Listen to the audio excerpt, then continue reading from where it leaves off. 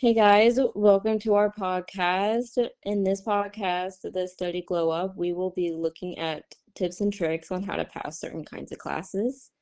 On this episode, we will be talking about the English department, and yeah. We asked the questions to multiple English teachers. What is the common mistake that students make in the classroom? What do high-performing students do differently to earn a better grade? And what's one piece of advice you would give to your future students?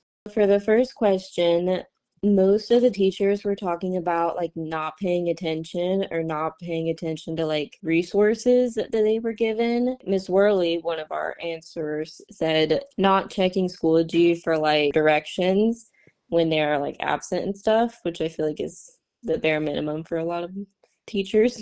Miss Cairns said thinking that they can multitask by doing other homework, playing games, or trying to entertain themselves while doing your work in class. And I agree because I'll be sitting in the class and I'll be like trying to do my math homework and also do my like English work, and that never turns out good. Yeah, I always try to multitask, but I know it can make a teacher like really not uncomfortable, just like Annoyed. yeah, it kind of seems like disrespectful to them, which I get, but sometimes I got a lot of stuff to do. So, number two, which was how do high performing students do differently from other students? Miss Worley said they organize their time and have better time management and are able to do tasks accordingly and put them in time. I have her class currently, and there is a lot of assignments currently with AP Lang, and I am definitely learning time management, which is something I've never had. Yeah, I remember last semester I had her for English 10, and there was a lot of just assignments and there was a lot of papers that you had Yeah. to like organize. So I think that also keeping like a organized binder, folder, whatever you want, I think that that can also help. And then our other teacher that we asked was Miss Edger, and she said students will ask clarifying questions and try even on some of the harder tasks. I will say, whenever I see a task where I'm like, ooh, I don't really want to do that, so I just don't try. And I feel like that ends up getting me a lower grade. So I do agree with that one. Yeah, I definitely, again, I think it's disrespectful to teachers, like if you're not trying, even though it might be something you don't really want to do or something that's tedious. I have learned that you do just have to suck it up and do it, but you definitely don't want to do it, but you kind of have to sometimes. I mean, because at the end of the day, turns out better for you than it does for them. So I feel like we need to care more than they do because it's like our future. Hmm. They've already passed college, they've already passed high school. Yeah, they don't need validation anymore. They are well in stone in their place, so they don't Yeah. need this any less than we do. And for number 3, which was, what's one piece of advice that you would give to your future students?